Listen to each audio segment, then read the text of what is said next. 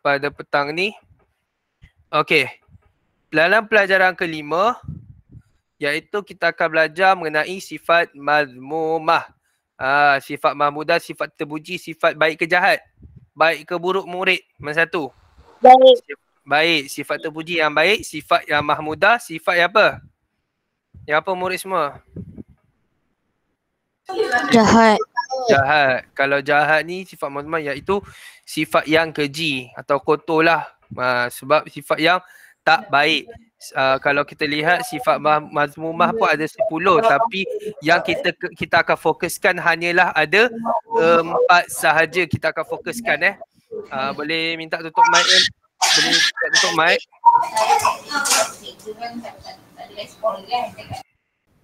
Okey, terima kasih.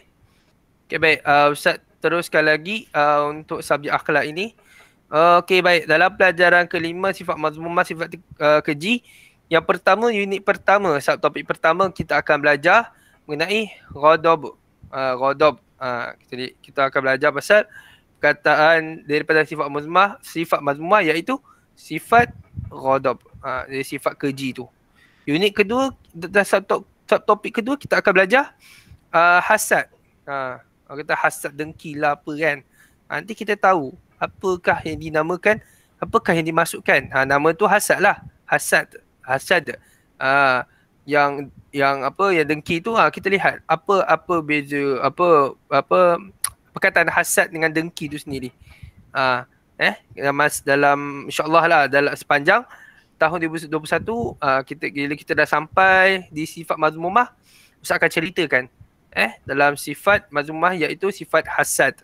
Okey, yes, yang dalam subtopik ketiga iaitu sifat bakhil. Sifat bakhil.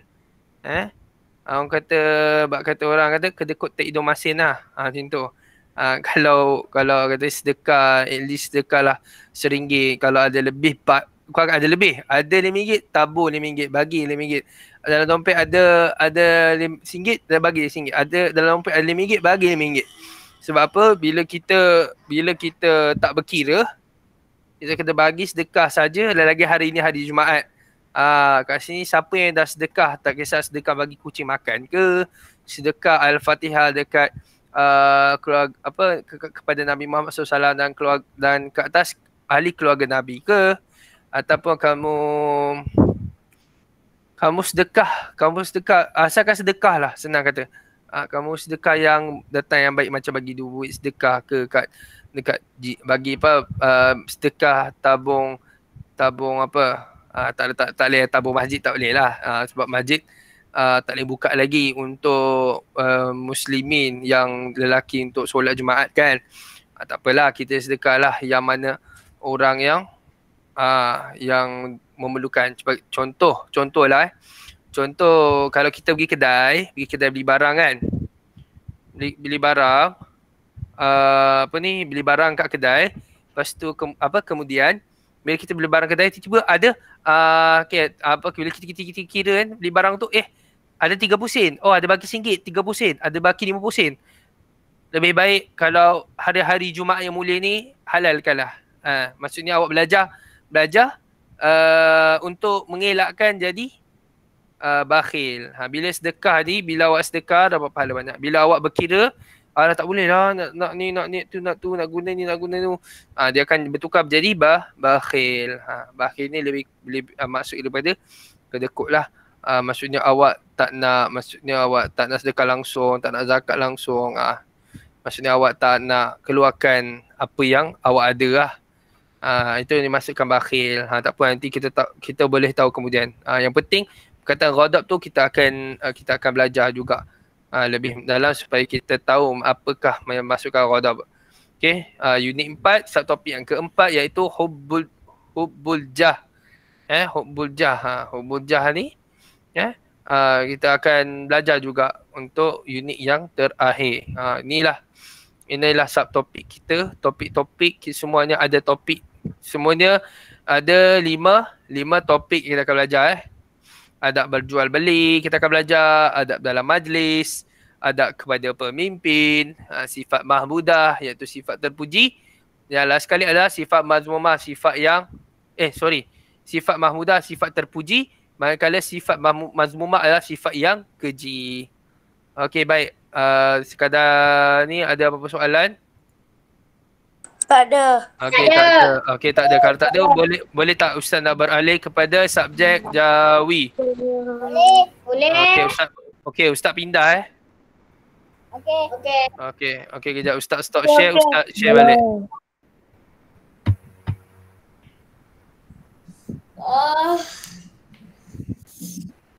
Okey, kenapa tu? Sakit? Tak. Penat. Kejap. Nak habis dah. Tinggal Jawi je. Okey, baik. Seterusnya kita akan tengok subjek Jawi tahun 5 kita akan lihat pada isi kandungan yang kita akan belajar sepanjang tahun 2021 ya murid semua. Okey, baik. Kalau kita tengok dalam isi kandungan ni, panjang dia punya panjang tulisan dia, jadi kita nak kena baca. Okey, jadi kalau kita lihat isi kandungan untuk pelajar pertama ni, kita akan belajar belajar menulis, belajar baca, belajar eja. Belajar eja, membaca dan menulis. Kata menggunakan imbuhan an. Kita akan belajarlah step by step macam mana kita nak mengeja kata yang menggunakan imbuhan an dengan huruf nun. Unit kedua kita akan belajar eja, macam nak mengeja kata menggunakan imbuhan an dengan huruf alif nun. Tadi yang sebelum tu unit 1 tu mengeja kata yang menggunakan imbuhan an dengan huruf nun yang tu yang pertama. Yang kedua kita akan belajar macam mana nak mengeja, macam mana nak eja macam mana kita nak eja yang mengeja kata yang menggunakan imbuhan an dengan huruf alif nun. Yang unit ketiga kita akan belajar macam mana nak mengeja kata yang menggunakan imbuhan an dengan huruf hamzah nun. Okay, ada beza kat situ. Nanti kita tengok hari Selasa macam mana kita nak buat. Okay, kalau kita lihat dalam pelajaran kedua pula, kat sini kita akan belajar kata yang menggunakan imbuhan i. I. Okay, kalau kita tengok lihat unit 1, kita akan belajar macam mana atau bagaimana kita nak mengeja kata yang menggunakan imbuhan I atau i lah dengan huruf ya. Unit kedua kita akan belajar bagaimana kita nak mengeja kata yang menggunakan imbuhan I, makna i juga, dengan huruf hamzah ya. Okey, macam contoh mempunyai, mempunyai, lagi apa? Ada lagi. Kerusi, kerusi bukan lah. Dia asalkan dia bunyi ya yang di akhir sesuatu perkataan. Okey. Yang pelajaran ketiga. Pelajaran ketiga ini susah, yang ni macam mencabar sikit untuk kamu. Kita akan belajar kata pinjaman daripada bahasa asing. Apa dia? Ada dua bahasa asing. Sebab kita sekarang ni orang Melayu, kita bangsa Melayu, orang Malaysia. Bila kita dengar tajuk ini, kata pinjaman dari bahasa asing, bermakna bahasa asing tu dia asing lah. Dia asing. Maksudnya asing tu kita bahasa Malaysia dibagi kepada bukan dibagi pada dua. Kita ada dua lagi bahasa yang kita akan belajar, iaitu kita akan gunakan kata pinjaman bahasa Arab. Bahasa Arab tu sama juga macam Quran, bahasa Arab, subjek bahasa Arab yang kita belajar, akan kita ambil kata pinjaman tersebut. Maksud dia sama. Perkataan tu maksud dia sama. Perkataan yang lain, perkataan tu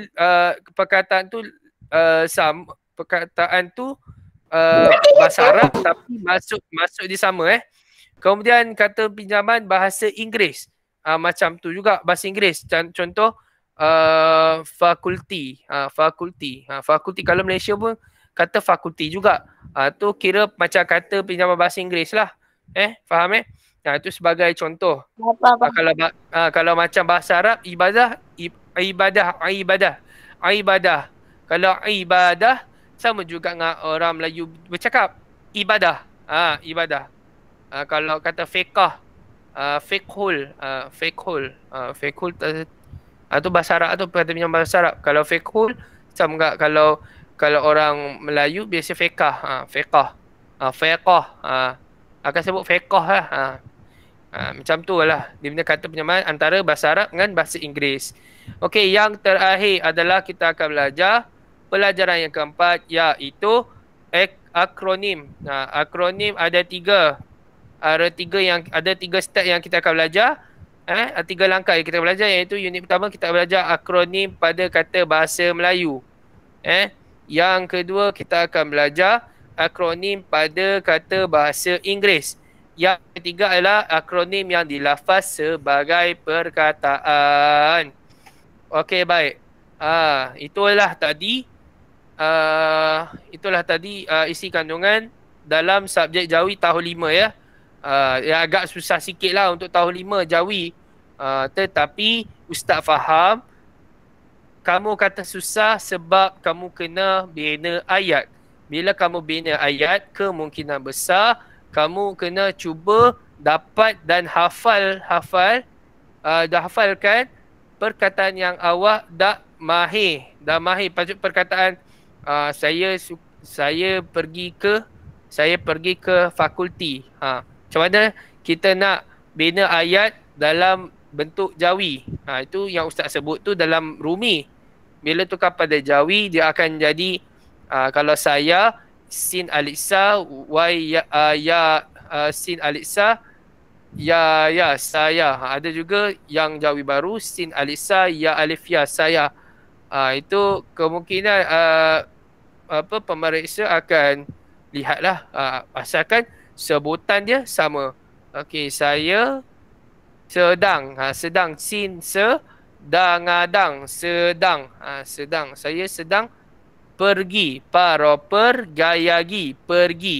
pergi ke kaf ke tu kena sambungkan dengan perkataan yang tempat yang kita nak pergi tu. Ke mana saya sedang pergi ke fakulti. Fakulti lah. Ke fakulti. Fakulti. Bukan fal fakulti. Ke fakulti. Fakulti. Macam mana nak aja? Fa alif fa waw lam kul tayati fakulti. Itu bahasa Inggeris lah. Itu kalau cara awak kamu nak bina ayat, nak sesuatu ayat, tolong cuba buat eja macam tu. Macam Ustaz buat sebiji, faham? Faham ke faham? Ni pesanan Ustaz lah kepada kamu. Faham ke faham? Faham Faham. Okey. Ustaz harap lepas ni kalau kita belajar Jawi, tolong belajar eja sekali. Boleh? Belajar eja sekali boleh tak boleh? Aku faham. Okey. Baik. Okey, baik. Sekadar tu saja dulu. Ustaz stop sharing. Okey. Okey, baik. Sebelum Ustaz terlupa, boleh kamera jap sebelum kita habis. Gambar ke Ustaz? Ustaz lupa nanti.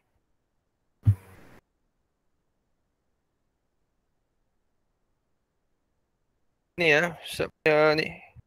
Kamera Ustaz macam sama-sama tak nampak. Sekejap Nampak apa? Bau clear. Okay, pandang sini buka kamera anak-anak. Okay, 1, 2, 3. Senyumlah sikit. Muka macam letih benar. Okay. Kita dengan apa ni? Okay dah, terima kasih.